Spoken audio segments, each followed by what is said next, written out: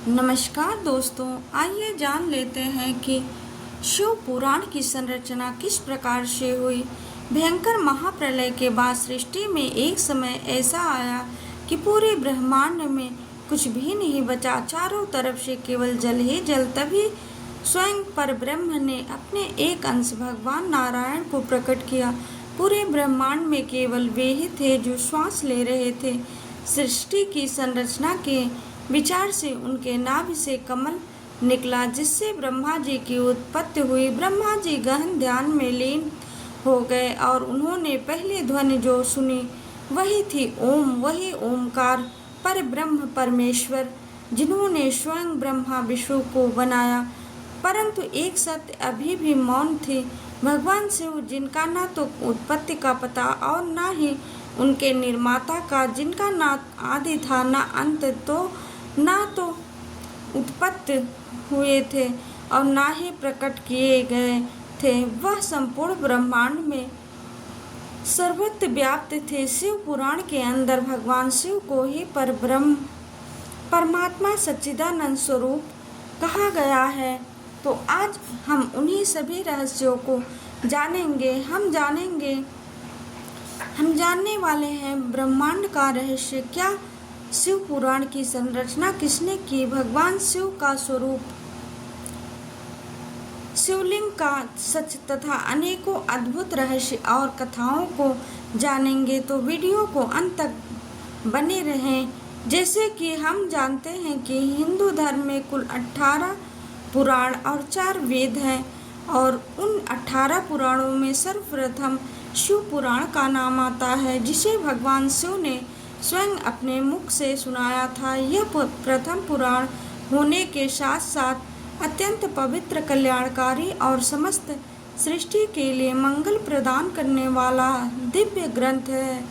जो शिव पुराण की कथा शुरू करने से पहले कमेंट में ओम नमः शिवाय लिखें और हमारे वीडियो को अवश्य ही लाइक करें। हमारे चैनल प्रेरणादायक को अवश्य ही सब्सक्राइब करें। तो चलिए जान लेते हैं। अध्याय 1, शिव पुराण की शुरुआत एक बहुत ही गहरे सवाल से होती है। वन में बैठे हुए महर्षि शौनक अपने मन की जिज्ञासा लेकर सूत जी से पूछते हैं, मुनिवर, आज की दुनिया में इंसान इतना परेशान क्यों है? ज्ञान होते हुए भी विवेक क्यों नहीं रहता?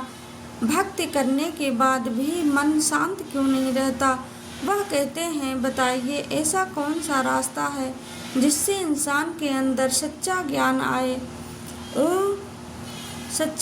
आए, मोह और अहंकार टूटे, काम और क्रोध पर काबू मिले और मन पूरी तरह शुद्ध हो जाए। शौनक जी आगे कहते हैं, आज तो कलयुग है, जहाँ हर इंसान जल्दबाजी में जी रहा है, मन चंचल है, सोच गंदी होती जा रही है और आत्मा अशांत है। कलयुग में पुत्र पिता पर हाथ उठाएगा, उन्हें घर से निकाल देगा और उन पर अत्याचार करेगा। पति पत्नी का रिश्ता सम्मान का नहीं रहेगा। पत्नी अपने पति को हल्का समझेगी, दूसरे पुरुषों की ओर आकर्षित होगी। रिश्ते सिर्फ नाम के रह जाएंगे, भाई भाभी का नहीं रहेगा। हर कोई अपने फायदे के बारे में सोचेगा। हत्या, चोरी और लूटमार सामान्य बात बन जाएगी। गलत करने वाला निडर हो जाएगा और सही इंसान डर में जिएगा। लोग पैसे के लिए कुछ भी कर गुजरेंगे। धर्म और इंसानियत पीछे छूट जाएगी। तो ऐसे समय में कोई एक ऐसा उपाय बताइए जो सबसे पवित्र हो, सबसे आसान हो और जिनसे इंसान का मन जल्दी शुद्ध हो जाए और अंत में उसे भगवान शिव की प्राप्ति हो सके। तब सूत जी मुस्कुरा कर कहते हैं, शौनक जी, मुनि, तुम सच में धन्य हो, क्योंकि जिसके मन में धर्म की जिज्ञासा जाग जाती है वही इंसान जीवन का सही रास्ता ढूंढ लेता है। फिर सूत जी कहते हैं, तुम आज एक ऐसे शास्त्र के बारे में बताने जा रहा हूँ जो खुद भगवान शिव के मुख से निकला है। उस शास्त्र का नाम है शिव पुराण। सूत जी बताते हैं, शिव पुराण कोई साधारण किताब नहीं है। यह ऐसा ग्रंथ है जो ज्ञान देता है, भक्ति बढ़ाता है और सीधे मन को छू जाता है। यह कानों के लिए अमृत जैसा है। जो इसे सुनता है उसका मन अपने आप शांत होने लगता है। यह वही शास्त्र है जिसे भगवान शिव ने स्वयं बताया था और बाद में महर्षि व्यास जी के लोक कल्याण के लिए इसे सरल रूप में प्रस्तुत किया। सूत जी कहते हैं, यह पुराण कलयुग के इंसानों के लिए वरदान है, क्योंकि इस युग में न किसी के पास तप करने का समय है, न कठिन साधना की शक्ति। बस अगर कोई इंसान प्रेम से शिव पुराण सुन ले या रोज थोड़ा सा पढ़ ले तो उसका जीवन बदल सकता है। शिव पुराण बताता है कि इंसान चाहे कितना भी पापी क्यों ना हो, वह अगर सच्चे मन से शिव कथा सुन ले तो उसका पाप धीरे धीरे जलने लगता है। यह ग्रंथ लगभग 24,000 श्लोकों से बना है और इसमें 7 हिस्से हैं, लेकिन डरने की जरूरत नहीं है। अध्याय 2 सूत जी कहते हैं, मुने जो मनुष्य पापी, दुराचारी, खल तथा काम, क्रोध आदि में निरंतर लिप्त रहता है, वह मनुष्य शिव पुराण के श्रवण पाठन से शुद्ध हो जाता है। इसी विषय में जानकर मुन इस प्राचीन इतिहास का उदाहरण दिया करते हैं, जिसके श्रवण मात्र से संपूर्ण पापों का नाश हो जाता है। प्राचीन काल की बात है, कई किरातों के नगर में एक देवराज नामक ब्राह्मण रहता था। देवराज ज्ञान में अत्यंत दुर्बल, दरिद्र, रस बेचने वाला तथा वैदिक धर्म से विमुख था। वह स्नान, संध्या आदि कर्मों से भ्रष्ट हो गया था एवं वेश्यावृत्ति में तत्पर रहता था। उसका नाम था देवराज। वह अपने ऊपर विश्वास करने वाले लोगों को ठगा करता था। उसने ब्राह्मणों, क्षत्रियों, वैश्यों, शूद्र तथा दूसरों को भी अपने बहानों से मारकर उन सबका धन हड़प लिया था, परंतु उस पापी का थोड़ा सा भी धन धर्म के काम में नहीं लगा। वह वेश्या, गामी तथा सब प्रकार के आचरण से आचार भ्रष्ट था। एक दिन देवराज घूमता हुआ प्रतिष्ठानपुर झूसी प्रयाग में जा पहुंचा।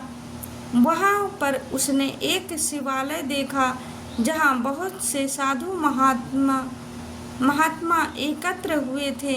देवराज उस शिवालय में ठहर गया, परंतु वहां उसे ज्वर आ गया। उस ज्वर से उसे बहुत अधिक पीड़ा होने लगी।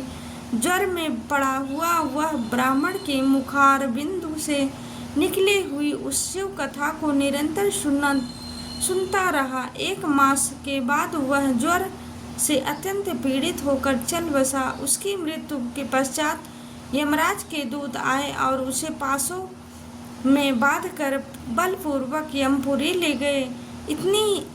इतनी ही देर में शिवलोक से भगवान शिव के पार्षदगण आ गए। उनके गौर अंग कर्पूर के समान उज्जवल थे, हाथ त्रिशूल से सुशोभित थे।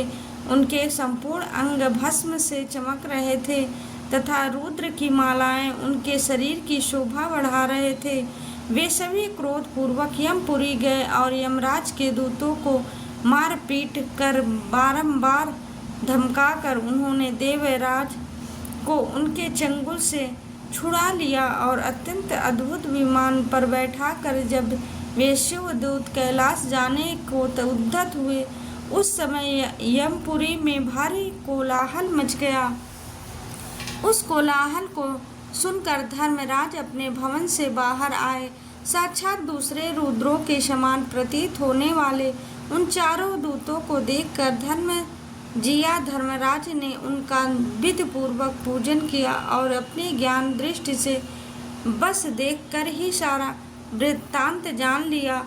उन्होंने भय के कारण भगवान शिव के उन महात्मा दूतों से कोई बात नहीं पूछी, अपितु उन सबकी पूजा एवं प्रार्थना की। तत्पश्चात वे शिवदूत कैलाश को चले गए और वहां पहुंचकर उन्होंने उस ब्राह्मण को दयासागर सांब शिव के हाथ में दे दिया। अध्याय 3। शक जी कहते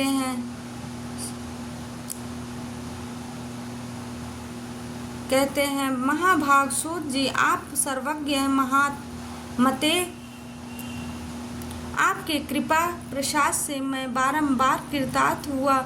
इस इतिहास को सुनकर मेरा मन अत्यंत आनंद में निमग्न हो रहा है। इसलिए आपसे अनुरोध है कि अब आप भगवान शिव में प्रेम बढ़ाने वाली शिव संबंधी और दूसरी कथाओं का वर्णन कीजिए। फिर सूत जी कहते हैं शौनक सुनो, मैं तुम्हारे सामने गोपनीय कथा वस्तु का भी वर्णन करूंगा, क्योंकि तुम शिव भक्तों में अनुगण्य तथा वेद देवताओं में श्रेष्ठ हो। समुद्र के निकटवर्ती प्रदेशों में वासकल नामक एक ग्राम है, जहाँ वैदिक धर्म में विमुख महापापी द्विज निवास करते हैं। वे सभी बड़े दुष्ट हैं, किसानी करते हैं और भांति भांति प्रकार के अस्त्र शस्त्र रखते हैं। वे व्यभिचारी और भ्रष्ट हैं। उन सबको इस बात की बिल्कुल भी आभास नहीं है कि ज्ञान, वैराग्य तथा धर्म का सेवन ही मनुष्यों के लिए परम कर्तव्य है। वे सभी पशु वृद्धि वाले हैं। अन्य वर्णों के लोग भी उन्हीं की भांति बुरे विचार रखने वाले, स्वधर्म विमुख एवं दुष्ट हैं। वे सदा कुकर्मों में लिप्त रहते हैं और दिन प्रतिदिन विषय भोगों में ही डूबे रहते हैं। वहाँ की सब महिलाएं भी चुंगलखोर, मनमानी करने वाली, पापा सख्त, कुत्सित विचार वाली और व्यभिचारिणी हैं। वे सद्व्यवहार एवं सदाचार से सर्वथा शून्य हैं। इस प्रकार वासकल में केवल दुष्टों का ही निवास है। उस वासकल नामक ग्राम में किसी समय एक बिंदुक नामक ब्राह्मण रहा करता था। वह दुरात्मा, महापापी और बड़ा ही अधम था। उसकी पत्नी बहुत ही सुंदर थी। पत्नी के सुंदर होने पर भी वह कुमार्ग पर चलता रहा। उसकी पत्नी का नाम चंचुला था। उसकी पत्नी सदा उत्तम धर्म के पालन में लगी रहती थी और वह दुष्ट ब्राह्मण उसे छोड़कर वैश्यामी में लिप्त रहता था। इस तरह कुकर्म में लगे हुए उस बिंदु के बहुत वर्ष व्यतीत हो गए। उसकी पत्नी चंचुला काम से पीड़ित होने पर भी स्वधर्म नाश के भय से क्लेश सहकर भी दीर्घकाल तक धर्म से भ्रष्ट नहीं हुई, परंतु कुछ समय के पश्चात अपने दुराचारी पति के दुराचरण से प्रभावित होकर आगे चलकर वह भी दुराचारिणी हो गई। इस प्रकार दुराचार में डूबे हुए उन मूढ़ चित्त वाले पति पत्नी का बहुत सा समय व्यर्थ बीत गया। तदंतर शूद्र जातीय वेश्या का पति बना हुआ वह दूषित बुद्धि वाला दुष्ट ब्राह्मण बिंदुक समयानुसार मरकर नरक में जा पहुंचा। बहुत दिनों तक नरक के दुख का भोग करने के बाद वह बुद्धि पापी विंध्य पर्वत पर भयंकर पिशाच बन गया। इधर अपने दुराचारी पति को बिंदु के मर जाने के पश्चात वह मुदया चंचुला बहुत समय तक अपने पुत्रों के साथ अपने घर में ही रही। एक दिन दैव योग से किसी पूर्ण पर्व के आने पर चंचुला अपने भाई बंधुओं के साथ गोकर्ण प्रदेश में गई। तीर्थ यात्रियों के संग जाकर उसने भी उस समय जाकर किसी तीर्थ के जल में स्नान किया। फिर वह साधारणतः अपने बंधुजनों के साथ यत्र तत्र घूमने लगी। इसी प्रकार घूमते घूमते वह किसी देव मंदिर में जा पहुंची। वहां देव मंदिर में उसने एक दैवज्ञ ब्राह्मण को मुख से भगवान शिव की परम पवित्र एवं मंगलकारिणी उत्तम पौराणिक कथा सुनी। कथावाचक ब्राह्मण कह रहे थे, जो स्त्री पुरुषों के साथ व्यभिचार करती हैं वह मरने के बाद यमलोक जाते हैं। तब यमराज के दूत उनकी योनि में तपे हुए लोहे का लावा डालते हैं। ब्राह्मण के मुख से यह वैराग्य पढ़ाने वाली कथा सुनकर चंचुला भय से व्याकुल होकर वहां पर कांपने लगी। कथा समाप्त हुई और सुनने वाले सब लोग बाहर चले गए। कुत्सित विषयों में संलग्न हुई हूँ और अपने धर्म से विमुख हुई हूँ। हाय, न जाने किस किस घोर कष्टदायक दुर्गत से मुझे पड़ना पड़ेगा और वहाँ कौन कौन बुद्धिमान पुरुष कुमार्ग में मन लगाने वाले मुझ पर पापनी का साथ देंगे। मृत्यु काल में उन भयंकर यमदूतों को मैं कैसे देखूंगी, जब वे बलपूर्वक मेरे गले में फंदे डालकर मुझे बेधेंगे, तब मैं कैसे अपना धीरज धारण कर सकूंगी। नरक में जब मेरे शरीर के टुकड़े टुकड़े किए जाएंगे, उस समय विशेष दुहक देने वाले उस महायातना को वहां मैं कैसे सहन करूंगी। हाय, मैं मर ही गई, मैं जल गई, मेरा हृदय विदीर्ण हो गया और मैं सब प्रकार के से नष्ट हो गई, क्योंकि मैं हर तरह से पाप में ही डूबी हूँ। ब्राह्मण, आप ही मेरे गुरु, आप ही माता और आप ही पिता हैं। मैं आपकी शरण में आई हूँ। बुद्धिन अबला पर आप ही उद्धार कीजिए तथा हर मनुष्य के उनके कर्म के अनुसार पाप भोगते ही पड़ते हैं। कौन सा पाप करने पर कौन सा जन्म मिलता है, इसके लिए आप जानकर गरुड़ पुराण देख सकते हैं, जिसकी वीडियो हम पहले ही अपने चैनल प्रेरणादायक पर डाल चुके हैं। अब सूत जी कहते हैं, शौनक, इस प्रकार खेद है और वैराग्य से युक्त चंचुला ब्राह्मण देवता के चरणों में गिर पड़ी। तब उन बुद्धिमान ब्राह्मण ने उसे कृपा पूर्वक उठाया और इस प्रकार कहा। अध्याय 4। ब्राह्मण बोले, नारी सौभाग्य की बात यह है कि भगवान शिव की कृपा से शिव पुराण की इस वैराग्य युक्त कथा को सुनकर तुम्हें समय पर सचेत हो गई हो। ब्राह्मण पत्नी, तुम डरो मत, भगवान शिव की शरण में जाओ। भगवान शिव की कृपा से सारा पाप तत्काल ही नष्ट हो जाता है। मैं तुमसे भगवान शिव की कीर्ति कथा से युक्त उस परम वास्तु का वर्णन करूंगा, जिससे तुम्हें सदा सुख देने वाले उत्तम गति की प्राप्ति होगी। शिव की उत्तम कथा सुनने से ही तुम्हारी बुद्धि पश्चाताप से युक्त एवं शुद्ध हो गई है एवं तुम्हारे मन में विषयों के प्रति वैराग्य हो गया है। पश्चाताप ही पापियों के लिए सबसे बड़ा प्रायश्चित है। जो पश्चाताप करता है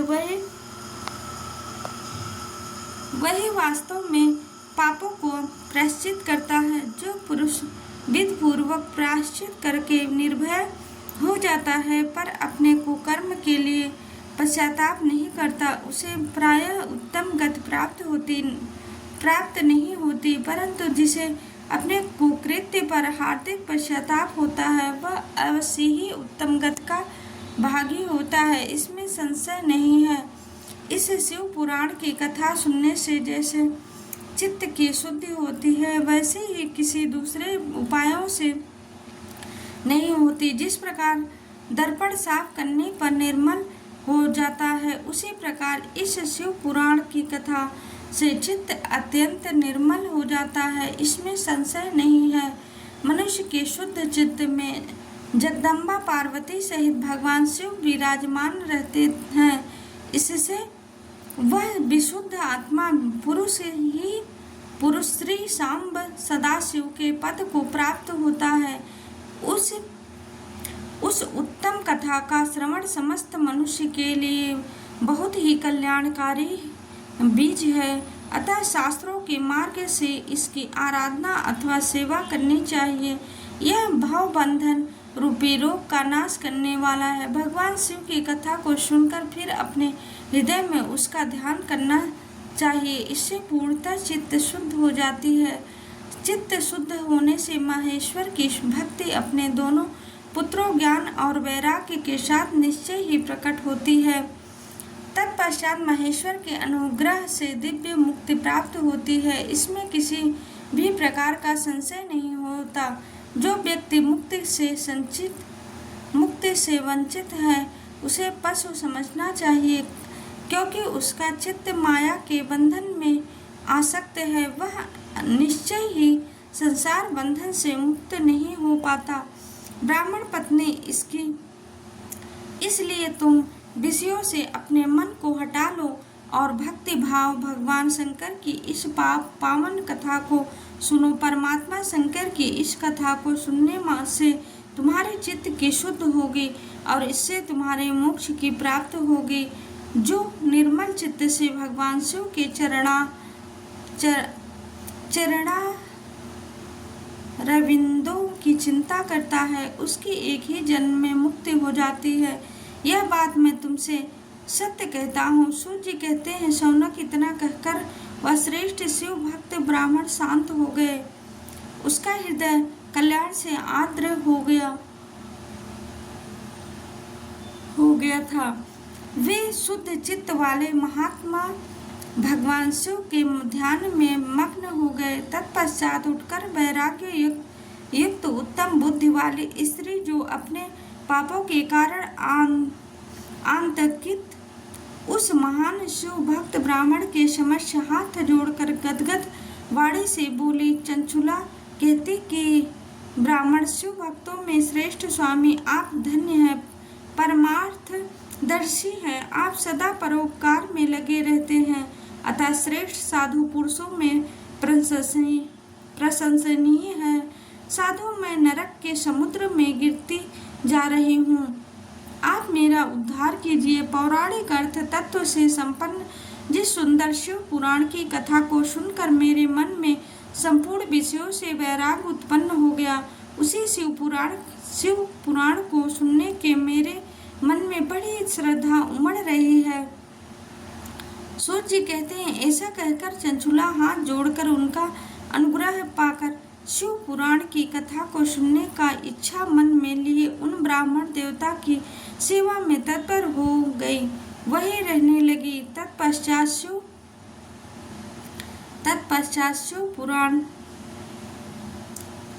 शिव भक्तों के श्रेष्ठ एवं शुद्ध बुद्धि वाले ब्राह्मण देवता ने उसी स्थान पर उस स्त्री को शिव पुराण की उत्तम कथा सुनाई। इस भाटी गोकर्ण नामक स्थान में उन्हीं श्रेष्ठ ब्राह्मण से चंचुला ने शिव पुराण की परम उत्तम कथा सुनी, जो भक्ति ज्ञान और वैराग्य को बढ़ाने वाली तथा मुक्ति प्रदान करने वाली है। इस परम कथा को सुनकर ब्राह्मण पत्नी अत्यंत कृतार्थ हो गई, उसका चित्त शीघ्र ही शुद्ध हो गया। फिर भगवान शिव के अनुग्रह से उसके हृदय में शिव के सगुण रूप का चिंतन होने लगा।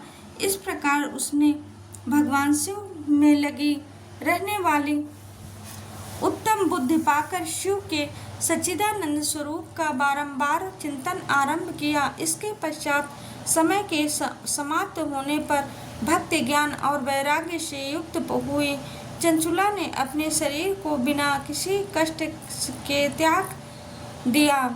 इतने में ही त्रिपुर शत्रु भगवान शिव का भेजा हुआ एक दिव्य विमान दूत गति से वहां पहुंचा, जो उनके अपने गढ़ों से संयुक्त और भांति भांति के शोभा साधनों से संपन्न था। चंचुला उस विमान पर आरूढ़ हुई और भगवान शिव के श्रेष्ठ पार्षदों ने उसे तत्काल शिवपुरी में पहुंचा दिया। वह दिव्य रूपड़ी दिव्यांगना हो गई थी। उसके दिव्य अवयव उसकी शोभा बढ़ाते थे। मस्तक पर अर्धचंद्राकार का मुकुट धारण किए वह गौरांगी देवी शोभाशाली दिव्य आभूषणों से विभूषित थी। शिवपुरी में पहुंचकर उसने सनातन देवता त्रिनेत्रधारी महादेव जी का साक्षात दर्शन किया। सभी मुख्य देवता उनकी सेवा में खड़े थे। गणेश जी, भृगि, नंदीश्वर तथा वीरभद्रेश्वर आदि उनकी सेवा में उत्तम भक्तिभाव से उस स्थान पर उपस्थित थे। उनकी अंग कांति करोड़ों सूर्यों की भांति प्रकाशित हो रही थी। कंठ में नील चिन्ह शोभा पाता था। 5 मुख और प्रत्येक मुख में 3-3 नेत्र थे। अर्धचंद्राकार मुकुट मस्तक की शोभा बढ़ाता था। उन्होंने अपने वामांग भाग में गौरी देवी को बिठा रखा था, जो विद्युत पुंज के भांति प्रकाशित थी। गौरीपति महादेव जी की कांति कपूर के समान गौर थी। उनका सारा शरीर श्वेत भस्म से भासित था। शरीर पर श्वेत वस्त्र शोभा पा रहे थे। इस प्रकार परम उज्जवल भगवान शंकर का दर्शन करके वह ब्राह्मण पत्नी चंचुला वहां बहुत प्रसन्न हुई। अत्यंत प्रीति युक्त होकर उसने भगवान शिव को बारंबार प्रणाम किया। फिर हाथ जोड़कर वह बड़े प्रेम, आनंद और संतोष से युक्त हो विनीत भाव से खड़ी हो गई। उसके नेत्रों से आनंद अश्रुओं के अविरल धारा का प्रवाह होने लगा। उस समय भगवती पार्वती और भगवान शंकर ने उसे बड़ी करुणा के साथ अपने पास बुलाया और सौम्य सृष्टि के उसकी ओर देखने लगे। पार्वती जी ने तो दिव्य रूप धारणी बिंदुक प्रिया चंचुला को प्रेम पूर्वक अपनी सखी बना लिया। वह उस परमानंद घन ज्योति स्वरूप सनातन धाम में अविचल निवास पाकर दिव्य सौख्य से संपन्न हो अक्षय सुख का अनुभव करने लगी। अध्याय 5। सूक्त जी बोलते हैं, शौनक एक दिन परमानंद ने मगन हुई चंचुला ने उमा देवी के पास जाकर दोनों हाथ जोड़कर प्रणाम किया और वहां उनकी स्तुति करने लगी। चंचुला बोली, गिरिराज नंदिनी स्कंद माता, उसे मनुष्यों ने सदा आपका सेवा किया है। समस्त सुखों को देने वाली शंभु प्रिय आप ब्रह्म स्वरूपी हैं। विष्णु और ब्रह्मा आदि देवताओं द्वारा सेव्य है। आप ही संसार की सृष्टि, पालन और संहार करता है। तीनों गुणों का आश्रय भी आप ही हैं। ब्रह्मा, विष्णु और महेश इन तीनों देवताओं का निवास स्थान तथा उनकी उत्तम प्रतिष्ठा करने वाली पराशक्ति आप ही हैं। फिर सूत जी कहते हैं, शौनक सद्गति को प्राप्त कर चुकी चंचुला इस प्रकार महेश्वर पत्नी उमा की स्तुति करके सिर झुकाए चुप हो गई। उसके नेत्र में प्रेम के अश्रु उमड़ आए।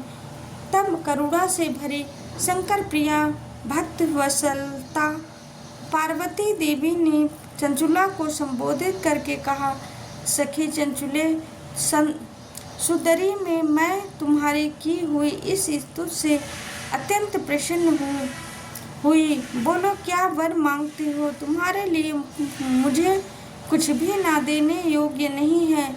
चंचुला बोली, निष्पाप गिरिराज कुमारी, मेरे पति बिंदुक इस समय कहाँ हैं? उनकी कैसी गति हुई है यह मैं नहीं जानती।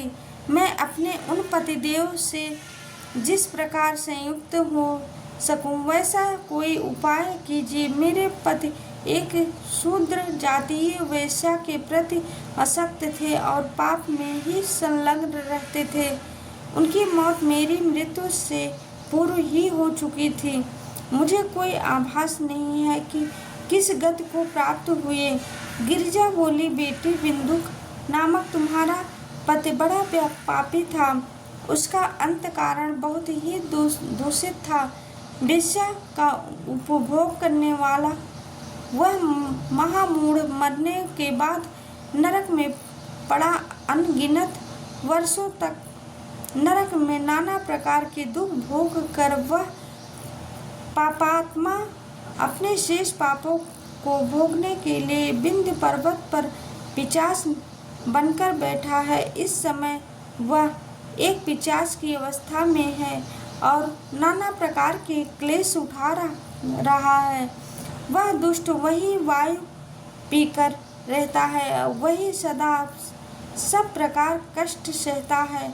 अब सूत जी कहते हैं, शौनक जी, गौरी देवी की यह बात को सुनकर उत्तम व्रत का पालन करने वाली चंचुला पति के महान दुखों से दुखी हो गई। फिर मन को स्थिर करके चंचुला ने व्यथित हृदय से महेश्वरी को प्रणाम करके पुनः पूछा। चंचुला बोली, महेश्वरी महादेवी, मुझ पर कृपा कीजिए और मैं दूषित कर्मकांडी दुष्ट पति का अब उद्धार कर दीजिए। तेरी कुत्सित बुद्धि वाले मेरे उस पापात्मा पति को किस उपाय से उत्तम गति की प्राप्ति हो सकती है यह शीघ्र बताने की कृपा कीजिए। आपको नमस्कार है। पार्वती जी ने कहा, तुम्हारा पति अगर शिव पुराण की पूर्णमय उत्तम कथा सुनने तो सारी दुर्गत को पार करके उत्तम गति की भागी हो सकता है। अमृत के समान मधुर अक्षरों से युक्त गौरी देवी का वह वचन आदर पूर्वक सुनकर चंचुला ने हाथ जोड़कर मस्तक झुकाकर उन्हें बारंबार प्रणाम किया और अपने से यह प्रार्थना की कि मेरे पति को शिव पुराण सुनाने की व्यवस्था की जाए। उस ब्राह्मण पत्नी के बारंबार प्रार्थना करने पर शिव प्रिया गौरी देवी को बड़ी दया आ गई। अतः उन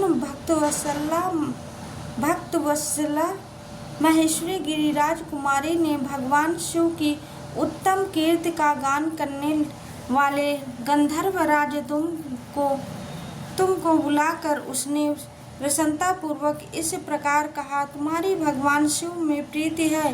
तुम मेरे मन की बातों को जानकर मेरे अभीष्ट कार्यों को सिद्ध करने वाले हो, इसलिए मैं तुमसे एक बात कहती हूँ, तुम्हारा कल्याण हो। तुम मेरी इस सखी के साथ शीघ्र ही विंध्य पर्वत प्रस्थान करो। वहाँ एक महाघोर और भयंकर पिशाच रहता है, उसका वृत्तांत तुम आरंभ से सुनो। मैं तुम्हें प्रसन्नता पूर्वक सब कुछ बताती हूँ। पूर्व जन्म से वह पिशाच बिंदुक नामक ब्राह्मण था। वह मेरी इस सखी चंचुला का पति था, परंतु वह दुष्ट वेश्यागामी हो गया था। स्नान संध्या आदि नित्य कर्म छोड़कर वह अपवित्र रहने लगा था। क्रोध के कारण उसकी बुद्धि पर मूर्छा छा गई थी। वह कर्तव्य विवेक नहीं कर पाता था। भक्षण, सज्जनों से देश और दूषित वस्तुओं का दान लेना यही उसका स्वाभाविक कर्म बन गया था। वह अस्त्र शस्त्र लेकर हिंसा करना, बाएं हाथ से खाता, दीनों को सताता और क्रूरता पूर्वक पराये घरों में आग लगा देता, चंडालों से प्रेम करता और प्रतिदिन वेश्या के संपर्क में रहता बड़ा दुष्ट था। वह पापी अपनी पत्नी का परित्याग करके दुष्टों के संग को ही आनंद मानता था। वह मृत्यु पर्याप्त दुराचार में ही फंसा रहा। फिर अंतकाल आने पर उसकी मौत हो गई। वह पापियों के भोग स्थान घोर यमपुर में गया और वहाँ बहुत से नरकों का भोग करके वह दुष्ट आत्मा जीव इस समय विंध्य पर्वत पर पिशाच बना हुआ है। वही वह दुष्ट पिशाच अपने पापों का फल भोग रहा है। तुम उसके आगे यत्न पूर्वक शिव पुराण की उस दिव्य कथा का प्रवचन करो जो परम पुण्यमय तथा समस्त पापों का नाश करने वाली है। शिव पुराण की कथा का श्रवण कर सबसे उत्सुक पुण्य कर्म है। उससे उसका हृदय शीघ्र ही समस्त पापों से शुद्ध हो जाएगा और वह प्रेत योनि का परित्याग कर देगा। उस दुर्गति से मुक्त होने पर बिंदुक नामक पिशाच को मेरी आज्ञा से विमान पर बैठाकर तुम भगवान शिव के समीप ले जाओ। सूत जी कहते हैं, शौनक जी, माहेश्वरी उमा के आदेश देने पर गंधर्व राज तुम ही मन बड़े प्रसन्न हुए। उन्होंने अपने भाग्य की सराहना की। तत्पश्चात उस पिशाच की सती की साध्वी पत्नी चंचुला के साथ विमान पर बैठकर नारद के प्रिय मित्र तंबुक वेग पूर्वक विंध्याचल पर्वत पर पहुंच गए। जहां वहां पिशाच निवास करता था, वहां उन्होंने उस पिशाच को देखा। उसकी शरीर विशाल था, ठोड़ी बहुत बड़ी थी। वह कभी हंसता, कभी रोता, कभी उछलता था। उसकी आकृति बड़ी विकराल थी। भगवान शिव की उत्पत्ति कृत का गान करने वाले महाबली तंबुक ने उस भयंकर पिशाच को पासों में बांध लिया। तत्पश्चात उसने शिव पुराण की कथा वाचने का निश्चय करके महोत्सव युक्त स्थान और मंडप आदि की रचना की। इतने में ही संपूर्ण लोकों में बड़े वेग से यह प्रचार हो गया कि देवी पार्वती की आज्ञा से एक पिशाच का उद्धार करने के उद्देश्य से शिव पुराण की उत्तम कथा सुनने के लिए तुम विंध्य पर्वत पर पहुँचे। फिर तो उस कथा के सुनने के लोभ में बहुत से देव ऋषि भी शीघ्र ही वहां जा पहुँचे। आदर पूर्वक शिव पुराण सुनने के लिए आए हुए लोगों का उस पर्वत पर बड़ा अद्भुत और कल्याणकारी समाज जुट गया। फिर तुम उस पिशाच के पासों में बांधकर आसन पर बिठाया और हाथ में बीड़ा लेकर गौरी पद की कथा का आरंभ किया। सातों संहिताओं सहित शिव पुराण की कथा को आदर से सुनकर सभी श्रोता पूरी तरह धन्य हो गए। उस पवित्र शिव पुराण को सुनते ही वह पिशाच अपने सारे पाप धो बैठा और उसने अपना पिशाच शरीर छोड़ दिया। क्षण भर में उसका रूप दिव्य हो गया। उसका शरीर और उज्जवल हो गया। सफेद वस्त्र और सुंदर आभूषण से उसे सुशोभित करने लगे। वह स्वयं भगवान शिव के समान तेजस्वी रूप वाला बन गया और अपनी पत्नी चंचुला के साथ भगवान शिव के गुणगान करने लगा। बस आज की कथा इतना ही, और इसके बारे में शिव पुराण के दूसरे भाग और इसकी विशेषताओं के बारे में अगर आपको और जानकारी चाहिए तो प्लीज़ हमारे वीडियो को लाइक, सब्सक्राइब और शेयर करना न भूलें।